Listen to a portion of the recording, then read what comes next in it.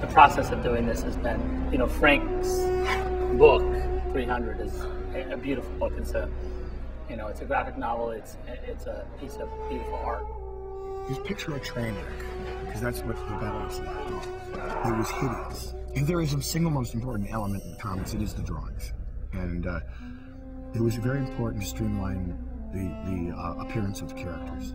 Frank's work is so, it is very Spartan-esque in its aesthetic. And visually, the book is stunning and strong. You have Sparta as a country, or a city-state, you know, Greek city-state. And here comes this invasion from the north, a million men. They were basically saying, hey, you know, this is my scrap of land, this is my wife, this is my town. I'm gonna fight for this because it's worth it.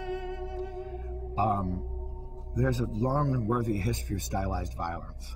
And there was no way to tell the story of 300 without it being amazingly brutal. For hundreds and hundreds of years, they were one of the, like, the paramount of the warrior culture at that time. Zach really wanted to make this movie, and no doubt many others were just dedicated to it. I met Zach, and he's kind of irresistible. He's really charming. Everybody has the one friend who's the great storyteller. For me, that's Zach. Everybody's killing themselves in this thing to make it as accurate as possible, but accurate not in the sense of historical accuracy.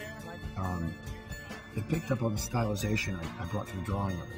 So these Spartans are much more physical in their appearance than the real Spartans were. He was more concerned, obviously, presenting history in the correct light. But what he didn't want to do, and what he was very clear to Warner Brothers, is that he wanted to make a graphic novel version and Frank Miller's version of this battle. Frank, in his book, faces the same problems that we face when we make a movie. It's a graphic frame, it's a picture. You know, like, how do you know who the characters are? What about these is distinctive?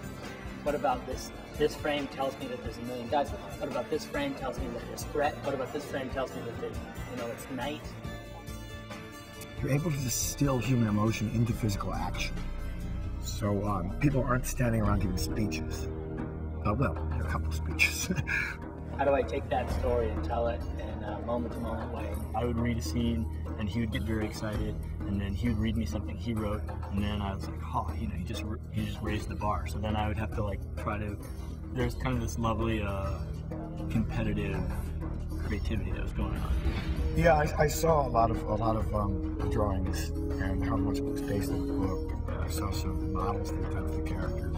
I go, look, the way Frank saw that problem was by doing this to the sky. The way Frank saw that problem was by doing this to the terrain. You know, we need to learn a lesson from that.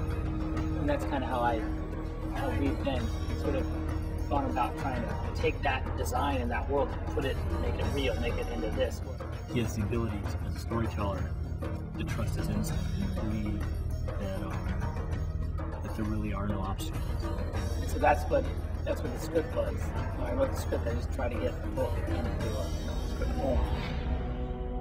Remember this day, men, for it will be yours for all time!